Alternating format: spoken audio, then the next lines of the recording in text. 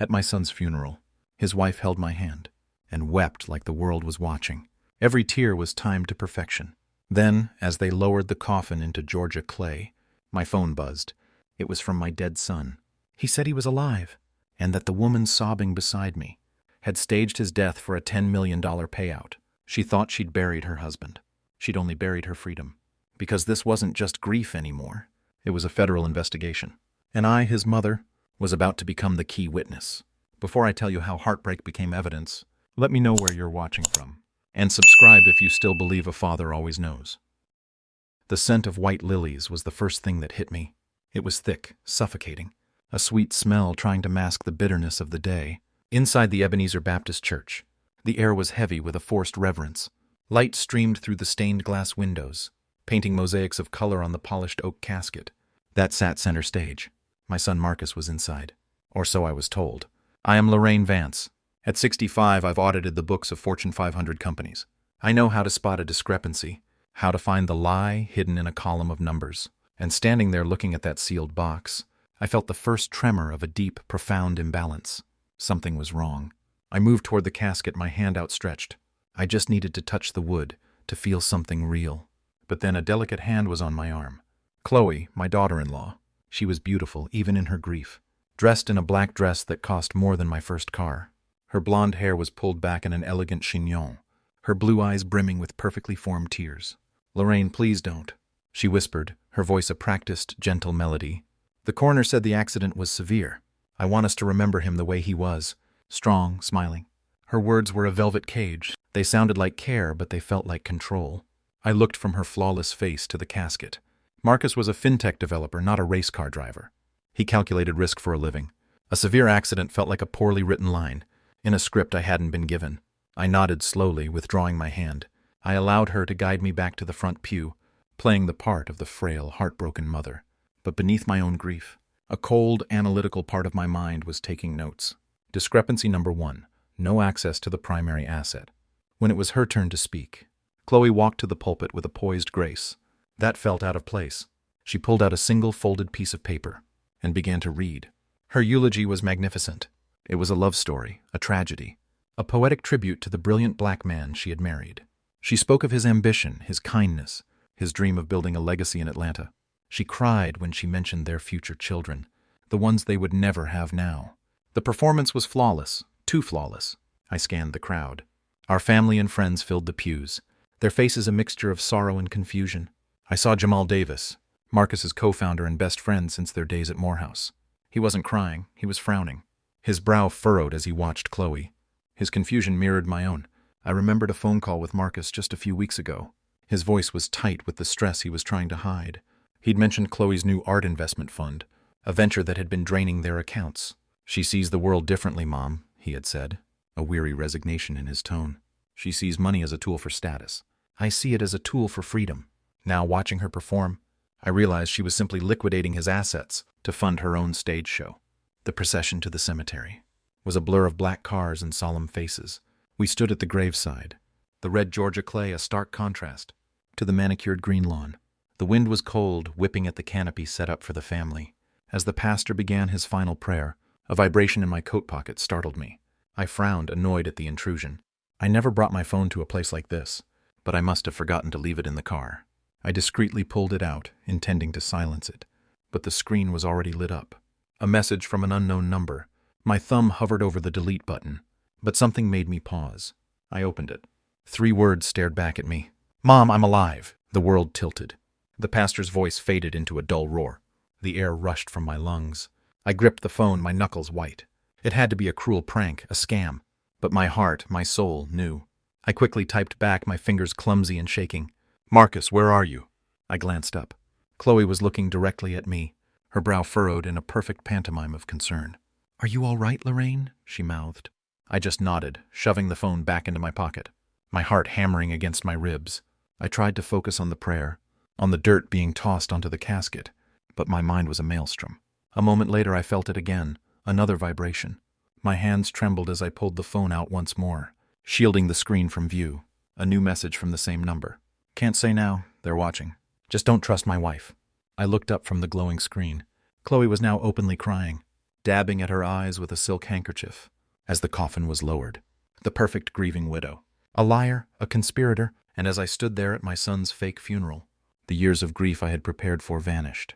They were replaced by a cold, hard resolve. The numbers didn't add up. The story was a fraud, and this was no longer a graveside. It was an audit. And I was about to examine every single line item. Walking back into my son's house felt like stepping onto a stage. It was Chloe's stage, of course. The sprawling Buckhead villa, with its cold marble floors and minimalist furniture, had her fingerprints all over it. Marcus had loved warm wood and comfortable chairs, but this place was an art gallery, a showroom designed to impress, not to be lived in. Guests moved through the high-ceiling rooms, with champagne flutes in their hands, their hushed conversations a polite hum, beneath the somber classical music, drifting from hidden speakers. This wasn't a wake. It was a networking event with better catering. I let my shoulders slump, allowing the weight of the day to become a costume I could wear. I accepted a glass of water from a passing waiter, my hand trembling slightly, a tremor I manufactured for anyone who might be watching. From a corner in the grand living room, I began my audit. My eyes, which everyone assumed were clouded with sorrow, were actually scanning, taking inventory. Chloe was magnificent. She drifted from one cluster of wealthy guests to another, a hand on an arm here, a sad, brave smile there. She was collecting sympathy like it was a currency, and in this room it was. Then I saw him. He was standing near the floor-to-ceiling windows that overlooked a sterile, perfectly manicured garden. He was handsome in a way that felt generic, like an actor cast as the wealthy boyfriend. He was white, dressed in a tailored suit. That was a shade too fashionable for a funeral, and he was not sad. As Chloe approached him, the energy between them shifted. Her public grief evaporated, replaced by a sharp, focused intensity. They stood closer than was appropriate, their heads nearly touching. I saw his hand briefly touch the small of her back. It wasn't a gesture of comfort. It was a gesture of ownership. I needed to get closer. Using the excuse of finding a ladies' room, I began a slow, unsteady path around the perimeter of the room. My age and my supposed grief were my invisibility cloak. No one pays attention to a heartbroken old woman. As I passed behind a large abstract sculpture, their voices became clear, sharp whispers cutting through the murmur of the crowd. "Have to liquidate the tech assets first," the man was saying, his voice low and urgent. "It's the cleanest way." "His mother might be an issue," Chloe replied, her tone stripped of all its earlier softness. It was cold, hard, like chipping ice. "We'll handle her. Once you have the full power of attorney, she's just a formality.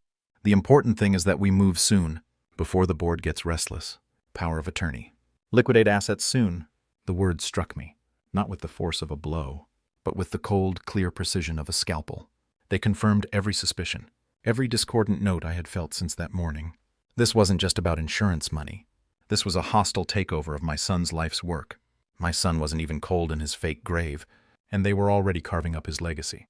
I steadied myself against the wall, taking a deep, shuddering breath. That was only partially an act. The mission was clear now. The paper trail Marcus had hinted at had to be in his office. I needed access, and I needed it now. I straightened up and walked directly toward Chloe. She turned as I approached, her mask of sorrow instantly slipping back into place. The man beside her gave me a polite, dismissive nod and melted back into the crowd. "Chloe, my dear," I said, my voice quiet and intentionally frail. "It's all a bit much for me. The people, the noise." I let my gaze drift toward the sweeping staircase.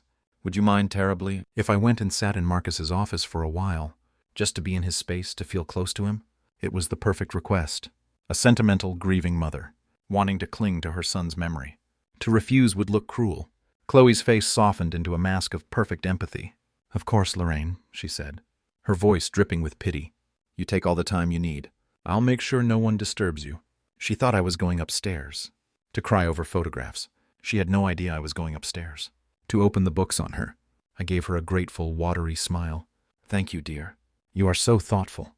As I turned and walked toward the stairs, I could feel her eyes on my back. They were not eyes of sympathy. They were the eyes of a warden, confident that the prisoner was safely locked in her cell of grief. The sounds of the party began to fade with each step I took, replaced by the steady, rhythmic beat of my own heart. The hunt had begun. I closed the heavy office door behind me, and the muffled sound of the party downstairs vanished. Silence. This was Marcus's sanctuary. Unlike the rest of the house, this room was him. The walls were lined with bookshelves, filled not with decorative objects, but with books on coding, market analysis, and economic theory. A framed photo of the two of us at his Morehouse graduation sat on his desk, a rare crack in his professional armor. The room was immaculate, organized with a precision I recognized as my own genetic trait. This was a space where facts were respected. I ignored the leather-bound journals, the sentimental trinkets. Chloe might search there for a hidden will or a love letter. I wasn't interested in words meant to deceive. I was interested in the one thing that could not lie: the numbers. I sat down in his large ergonomic chair, which sighed softly under my weight. His dual monitors were asleep, black mirrors reflecting my own determined face. I touched the mouse and they blinked to life, displaying a simple, clean desktop. A single icon was in the center of the screen, a stylized gold vault. Marcus had called it the Vance Vault, his encrypted cloud server where he kept everything important. A password prompt appeared. My heart beat a little faster. This was the first real door. I could call Jamal, ask him to hack it. But I knew my son. The password would be a test, a key he knew only I would hold. It wouldn't be his birthday or his social security number. It would be something from our shared history, a piece of data from a time before Chloe. I thought back to his childhood, to a scruffy little terrier mix he'd loved more than anything. I typed in the name Sparky. The password box vanished. The vault opened. It wasn't a mess of random files. It was an auditor's dream. Folders were neatly labeled: corporate taxes, investment portfolio, personal finances. My eyes scanned the list, and one folder immediately snagged my attention. Insurance. I clicked it. Inside, a single PDF document. I opened it. It was a life insurance policy. The insured, Marcus Vance. The beneficiary, Chloe Vance. The payout, $10 million. The date the policy was signed and activated was less than 3 months ago. The motive was sitting right there. Clean, simple, and damning. This was the story Chloe wanted the world to see. A tragic accident. A grieving widow. A massive payout. But it was too clean. $10 million was a lot of money. But Marcus's company was valued at over 9 figures. It didn't make sense. I went back to the main directory. I needed to see the flow of cash, the daily transactions. I opened a folder labeled Active Accounts. It contained dozens of spreadsheets, updated in real time. My eyes flew across the columns and rows, my brain, long dormant from retirement, snapping back into its old rhythm. And then I saw it. A recurring wire transfer once a month, for the last 6 months, from the company's primary operating account. The amounts varied, but they were all large. $50,000, $100,000. The recipient was a company I didn't recognize. CL Ventures. CL, Chloe's initials. My breath caught in my throat. This was it. The discrepancy. The red flag waving in a sea of black ink. I clicked on the folder. Inside was a collection of invoices, all of them vague, citing consulting fees and strategic investments. There were no prospectuses, no business plans, no quarterly reports. It was a black hole, and millions of dollars from my son's company were being poured directly into it. Beside the list of transfers, Marcus had left a digital sticky note, a small yellow square on the screen. His words were a message from the grave. Investment into what? No reports, no returns, need to check. He knew. He had already found the anomaly. He was already auditing his own wife. Suddenly, the memory of that phone call, the one I had overheard a few weeks ago, came rushing back with chilling clarity. I had been in the kitchen, and Marcus was in the living room, his voice lower than usual, but tight with a coiled anger I rarely heard. "You can't just keep pulling money out of the company account, Chloe," he had said, the words sharp and clipped. "That's not our personal piggy bank. That's investor money. There are legal and fiduciary responsibilities." I couldn't hear her reply, but his next words were filled with a deep, aching frustration. "A gallery opening is not a capital investment. We've talked about this. The spending has to stop." At the time, I had dismissed it as a simple marital spat over money. Now I saw it for what it was. It wasn't a fight. It was a confrontation. Marcus had found the leak. He was about to turn off the tap. And Chloe, along with her mysterious partner, had decided it was cheaper to eliminate the auditor than to balance the books. My son hadn't died in an accident. He had been erased, like a line item in a fraudulent ledger. I saved a copy of the entire Vance vault to a small encrypted flash drive I always carried on my keychain. As the data flowed, I felt a cold calm settle over me. The time for grief was over. The audit had just begun. 3 days later, the doorbell rang. I wasn't expecting anyone. Through the peephole, I saw Chloe standing on my porch, holding a large insulated food carrier. It was a jarring sight. Chloe did not belong in my quiet middle-class neighborhood, with its manicured lawns and sensible sedans. She looked like a runway model who had taken a wrong turn. I opened the door. "Lorraine," she said, her voice soft and full of manufactured warmth. "I was so worried about you all alone here. I brought some soup from that little place Marcus loved. She pushed past me into the foyer, her expensive perfume instantly invading my small, clean house. She placed the carrier on my dining table as if she owned the place, her eyes doing a quick dismissive sweep of my comfortable lived-in surroundings. She was assessing my net worth, I realized, gauging the size of the remaining obstacle. She turned back to me, her face a carefully constructed mask of concern. "How are you holding up?" "Really? I'm managing," I said, keeping my voice neutral. I would not give her the satisfaction of seeing me weak. "I know you are. You're so strong," she cooed. "But you've been through the unimaginable, and there are so many details to handle. The estate, the company shares, the taxes. It's a labyrinth. It would overwhelm anyone, let alone someone who was grieving." She opened her designer handbag and pulled out a sleek leather-bound folder. She placed it on the table next to the soup. The sound it made was a soft, final thud. "My lawyer," she continued, her voice dropping to a confidential whisper. "He was kind enough to draw these up, just to make things easier on you." She opened the folder. Inside was a thick stack of papers, filled with dense legal jargon. But I didn't need to read the fine print. My eyes, trained by 40 years of scanning contracts, went directly to the title, at the top of the first page, Durable Power of Attorney. "I know you must be in shock, Lorraine," she said, her hand resting gently on the documents. "This just allows me to handle the administrative side of things for you, to talk to the bankers, to deal with the board, just until you're feeling more like yourself again. Think of me as your temporary shield." A shield, that's what she called it. I looked at the papers, and I saw them for what they were. A weapon, a gag, a legal instrument designed to render me powerless. She wasn't just trying to secure Marcus's 10 million policy. She was trying to seize control of everything. My assets, my voice, my ability to fight back. She thought I was just a sad old woman, too dulled by grief to understand the chess move she was making. She saw my quiet home, my simple life, and she had written me off as a non-threat. It was the single greatest miscalculation of her life. I looked up from the papers and met her gaze. I let a small, weary smile touch my lips. "That is very thoughtful of you, Chloe," I said, my voice gentle but clear. I slowly pushed the folder back across the table toward her. "But it won't be necessary." Her perfectly sculpted eyebrows rose a fraction of an inch. "Lorraine, this is for your own good, to protect you." "Thank you, dear," I interrupted, my tone still soft, but with an edge of hardened steel beneath the surface. "But I am still quite lucid enough to manage my own affairs." For a single beautiful second the mask slipped. The empathy vanished from her eyes, replaced by a flash of cold reptilian fury. Her jaw tightened, and the corner of her perfectly painted mouth twitched. She saw me not as a grieving mother, but as an adversary. She had played her card, and I had refused to fold. Then, just as quickly, the mask was back in place. She gave a little laugh, a brittle, unconvincing sound. "Of course, I didn't mean to presume. I just want to help." "I know," I said, and I did. I knew exactly what she wanted. She gathered the folder, her movements stiff and precise. The friendly visit was over. She made a few more empty offers of help, before leaving the expensive soup sitting on my table.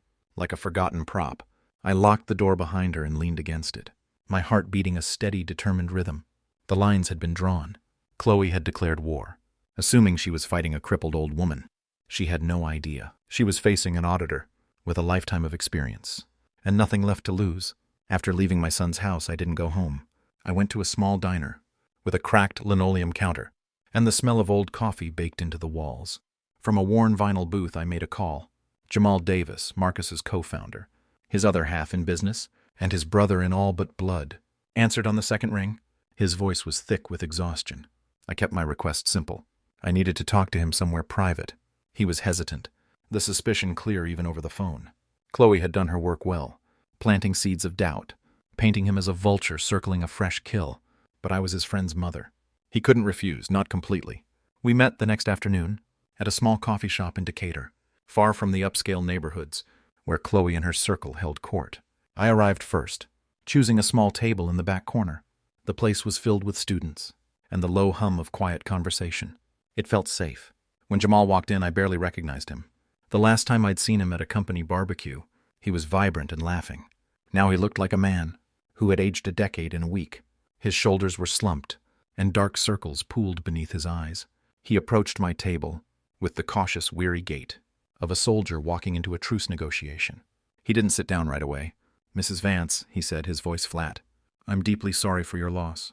"Marcus, he was my brother." He paused, his jaw working.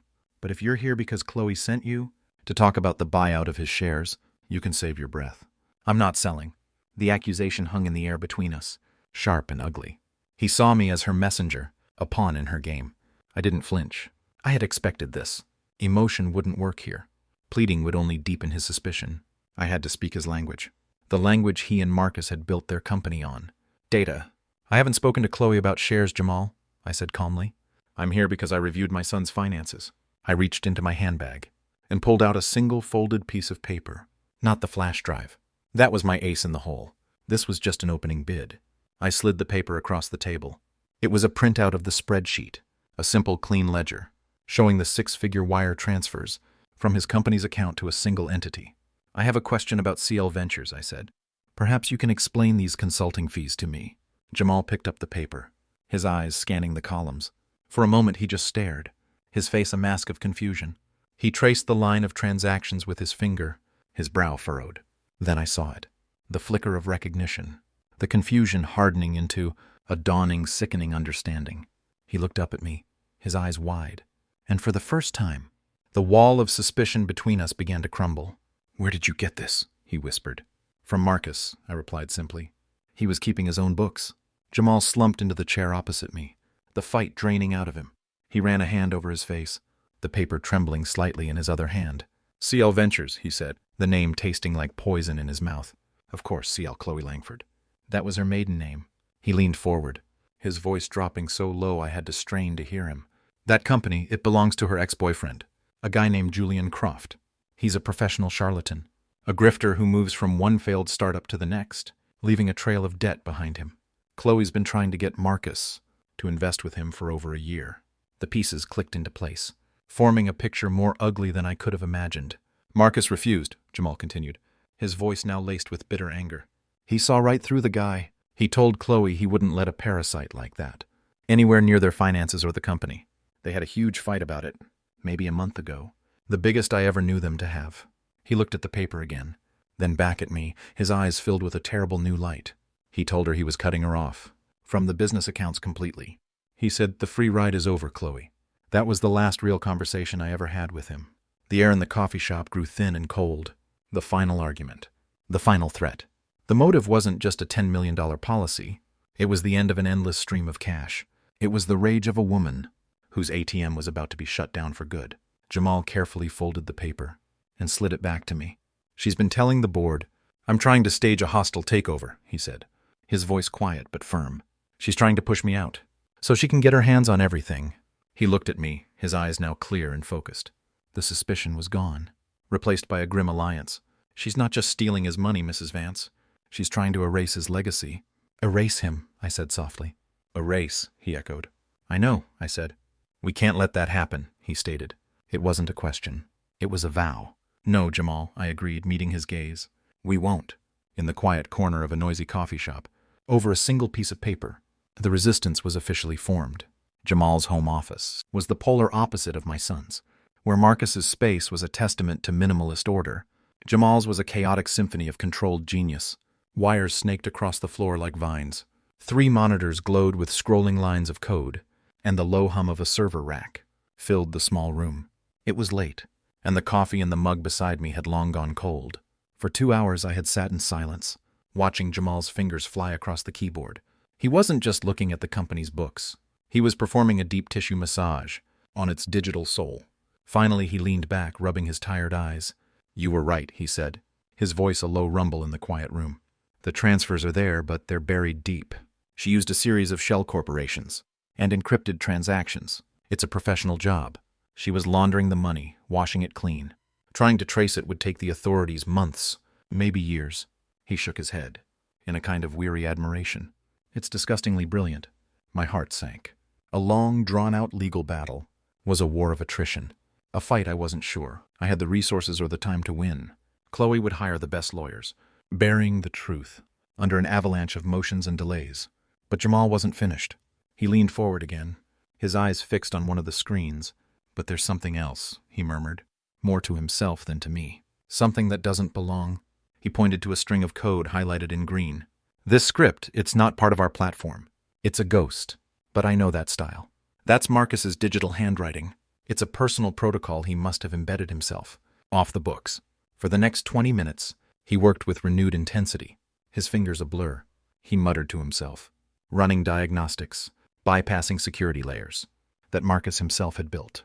I watched, holding my breath, as he peeled back the layers of his friend's final secret. Suddenly he stopped. He stared at the screen, his face pale in the monitor's glow. "Oh, Marcus," he whispered, his voice full of sudden, profound sorrow. "You clever, clever man." He turned to me, his eyes wide with a mixture of awe and horror. "Mrs. Vance," he began, his voice trembling slightly. "This is a contingency plan. Marcus built a dead man's switch." I just looked at him, waiting. The term sounded ominous. Final. He took a deep breath, trying to translate the complex code into simple truth. "It's an automated protocol. It's tied to his personal login. If his credentials aren't used, to access the company's core server. For 30 consecutive days, the switch is triggered." "Triggered to do what, Jamal?" I asked, my voice barely a whisper. "On the 30th day," he said, his gaze unwavering, "the system will automatically compile a data packet. Everything we've been looking for. The wire transfers to CL Ventures, the fraudulent invoices, the offshore account details. Everything Chloe has been doing for the past year. Then it will encrypt the packet and send it to 2 recipients." He paused, letting the weight of his next words settle. "The first recipient is an anonymous tip-line email address for a joint task force at the FBI and IRS that handles high-level financial crimes."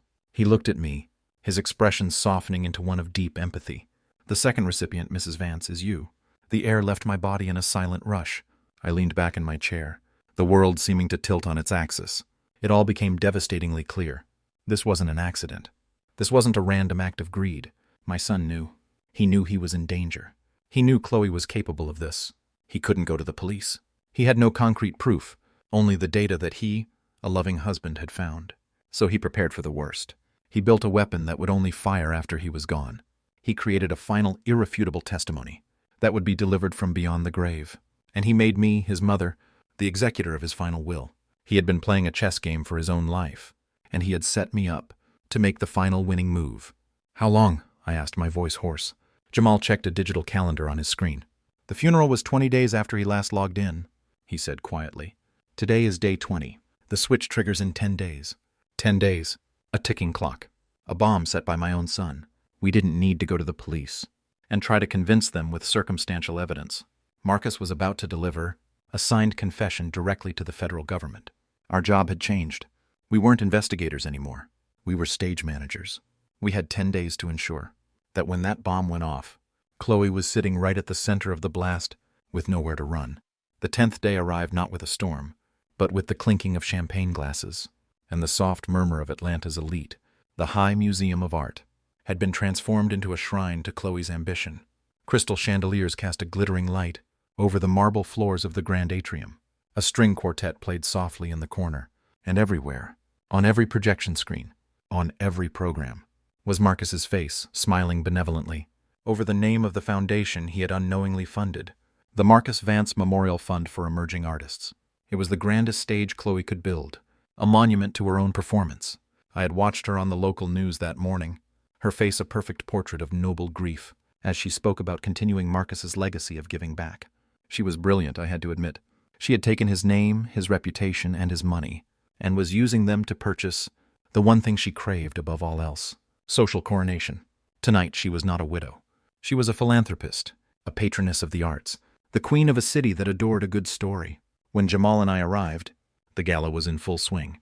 He looked sharp and composed in a dark tailored suit, his presence a quiet statement of authority. I had chosen my own outfit, with the care of a general preparing for a final battle. I wore no black. Instead, I had chosen a deep emerald green dress, simple, elegant, and severe. My silver hair was swept back, and the only jewelry I wore was a single understated pearl necklace. We were not here to mourn. We were here to close an account. As we stepped into the atrium, a ripple of whispers went through the crowd. Heads turned. Chloe, who was holding court near a massive ice sculpture of a swan, froze when she saw us. For a fraction of a second, her practiced smile faltered. It was a tiny crack in the porcelain mask, but I saw it. Surprise, annoyance, and perhaps a flicker of fear. She had not expected us. She had certainly not expected us to look like this. We were not the defeated, grieving family members she had cast in her play. We were an unscheduled plot twist. She recovered instantly, gliding toward us, her shimmering gown trailing behind her like a royal train. "Lorraine, Jamal," she exclaimed, her voice loud enough for those around her to hear. "I'm so glad you could make it. I know how hard this must be." She enveloped me in a cold, papery hug, her perfume cloying and sweet. "You've done a wonderful job, Chloe," I said, my voice even and calm. Marcus would have been impressed. Her eyes narrowed slightly at my choice of words, but she kept smiling. "It's what he would have wanted," she said, before turning her attention to Jamal, her tone shifting. "Jamal, I'm surprised to see you. I heard you were busy with transition documents at the company." It was a subtle jab, a reminder to the listening ears that he was the usurper, the one trying to profit from tragedy. Jamal met her gaze without flinching. "I wouldn't miss a night. Honoring my partner's legacy," he said smoothly. "And as the acting CEO, it's my duty to be here. Checkmate." Her smile tightened. She murmured a polite excuse and drifted away, swallowed back into the adoring crowd. But her composure was ruffled. Our presence had changed the temperature in the room. For the next hour we moved through the gala, a silent two-person auditing team. Jamal spoke with board members and investors, shoring up alliances, his presence a calm, steady counterpoint to the narrative Chloe had been spinning. I simply observed. I listened to the speeches, watched Chloe accept an award on Marcus's behalf, her voice breaking with emotion at all the right moments. She was at the absolute peak of her power, bathed in the spotlight, adored and praised and celebrated. It was the perfect moment to bring down the curtain. I found her near a quiet gallery wing, posing for a photo with the mayor. As the camera flashes subsided, I stepped forward. "Chloe," I said, my voice cutting through the chatter, "could I have a word with you in private?" She looked annoyed at the interruption, but in front of the mayor she had no choice. "Of course, Lorraine." She followed me into an empty gallery, filled with stark modern paintings. The silence in the room was a stark contrast to the noise of the party. The door swung shut behind us, muffling the sound of the string quartet. She faced me, crossing her arms, her patience clearly wearing thin. "Is everything all right?" I didn't answer right away. I let the silence stretch, letting her carefully constructed poise begin to fray. I walked over to a large abstract canvas of chaotic red and black strokes. "It's a powerful piece, isn't it?" I mused. "It looks like a balance sheet that's been set on fire." I turned to face her. The time for sentiment was over. The time for grief was over. It was time for the audit. "Chloe," I began, my voice calm, professional, and devoid of emotion. "I've had some time to review the estate documents. As Marcus's mother, I'm sure you understand my need for clarity." She stood a little straighter. "Of course. I started with the new insurance policy," I continued, ticking off the items on a mental ledger. $10 million, a prudent if somewhat recent decision. I paused, then took a step closer. Then I looked at the corporate accounts, specifically the outflow, and I found a series of very substantial payments made over the last 6 months to a holding company, CL Ventures. I saw a flicker of panic in her eyes, a tiny, almost imperceptible widening of her pupils. She opened her mouth to speak, to lie, to deny, but I didn't give her the chance. "And here's the most interesting part of the audit, Chloe," I said, my voice dropping slightly. "I did a little digging into CL Ventures. It's a fascinating company. It has no employees, no products, and no assets. And as of last week, it officially filed for Chapter 7 bankruptcy." I stopped directly in front of her, my gaze as sharp and unyielding as a penknife. "So my question, as a concerned mother and an interested party in my son's estate, is quite simple." I let the final question hang. In the cold, silent air between us, "Where did all the money go, Chloe?" A strange, ugly sound escaped her throat. It was a laugh, brittle and sharp like glass breaking. "Where did the money go?" she repeated, her voice dripping with condescending pity. "Oh, Lorraine, you really have lost your mind, haven't you? Grief does terrible things to people." She took a step toward me, her expression shifting into one of theatrical concern. "You're confused. You've been through a trauma. You're concocting these wild fantasies, these conspiracies, because it's easier than accepting the truth that Marcus is gone." She shook her head, a sad, practiced motion. "You have no proof of any of this. It's the rambling of a grieving, delusional old woman. No one will ever believe you." I didn't argue. I didn't raise my voice. I simply looked down at the elegant, simple watch on my wrist. The second hand was sweeping silently past the 12. "I don't need proof, Chloe," I said, my voice as calm and steady as a flat line. "Marcus left it." Her condescending smile faltered. "What are you talking about?" "He was a brilliant man. My son, he always had a contingency plan," I explained, looking up from my watch to meet her gaze. "He built a little program into his company's servers, a final gift. He called it the Final Audit Report." I let the words hang in the air, watching the confusion in her eyes war, with a rising tide of panic. "And it was sent," I said, my voice dropping to a quiet, final whisper. Exactly 5 minutes ago. Chloe just stared at me, her mind clearly racing, trying to process the threat. She opened her mouth to bluff, to call me a liar, but no sound came out. She was recalculating, and for the first time, she was coming up with the wrong answer. And in that precise moment, the heavy gallery door swung open. It wasn't a waiter. It wasn't a guest. 2 men stood in the doorway. They were dressed in dark, conservative suits, a world away from the designer tuxedos of the party outside. They were quiet, professional, and their presence sucked all the air out of the room. They looked past me and fixed their calm, unwavering gaze on Chloe. One of the men took a step forward, reaching into his jacket and pulling out a small leather wallet. He flipped it open, revealing a gold badge. "Mrs. Chloe Vance," he asked, his voice polite, professional, and utterly devoid of emotion. "My name is Special Agent Davies. This is Special Agent Cho. We're with the Federal Bureau of Investigation." The color drained from Chloe's face, leaving her skin a waxy, translucent white.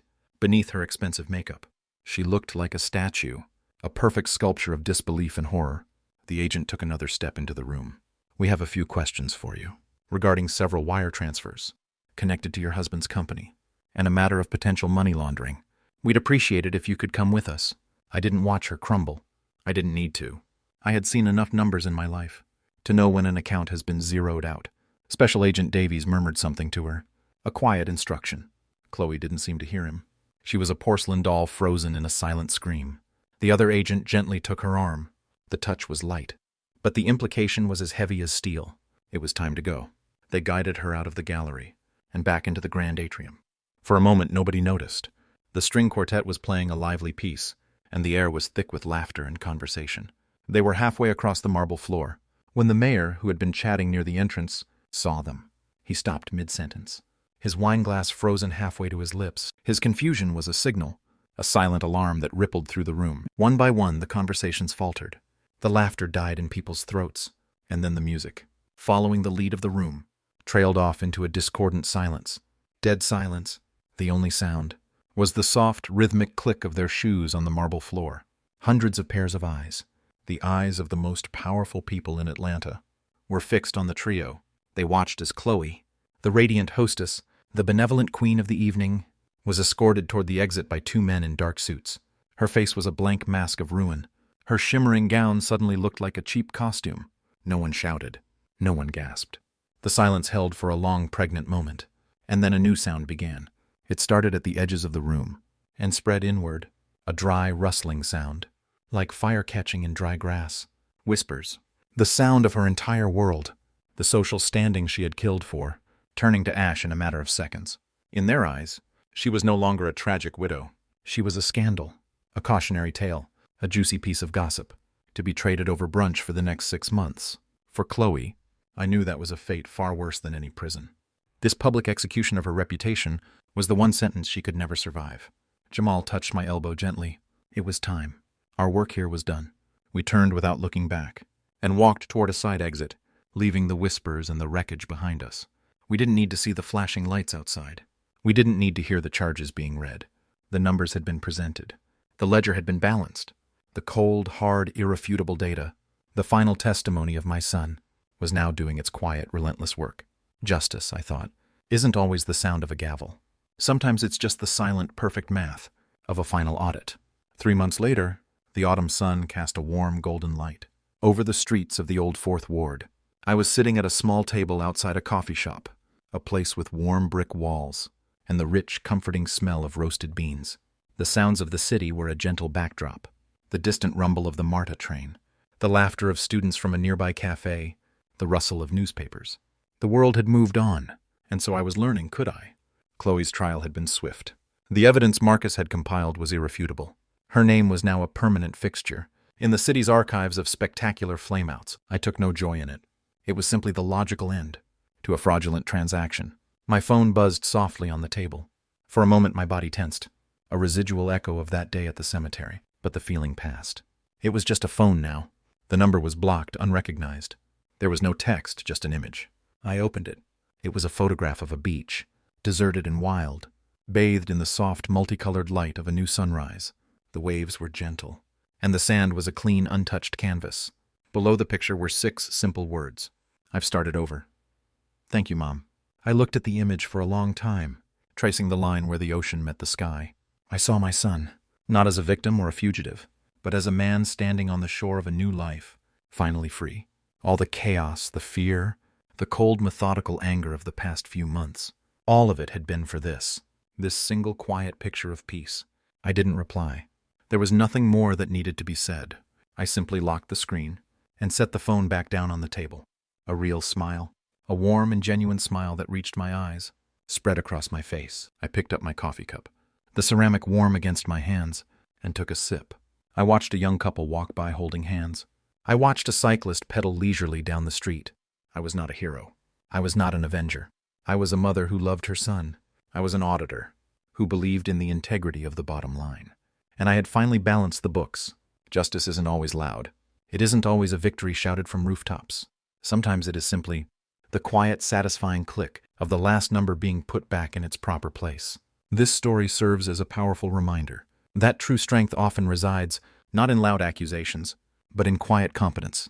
Lorraine Vance was dismissed as a grieving elderly woman, but she wielded her life's experience as an auditor like a weapon. She reminds us that the truth, much like a well-kept ledger, has its own integrity. Deception and greed can create a spectacular illusion, but they cannot withstand a meticulous audit. It teaches us to look beyond appearances, to trust in the power of facts, and to never ever underestimate a person who has nothing left to lose. Have you ever had to stand up to someone who completely underestimated you? Let us know in the comments below. If you believe in the power of quiet strength and a mother's resolve, please like this video and subscribe for more stories.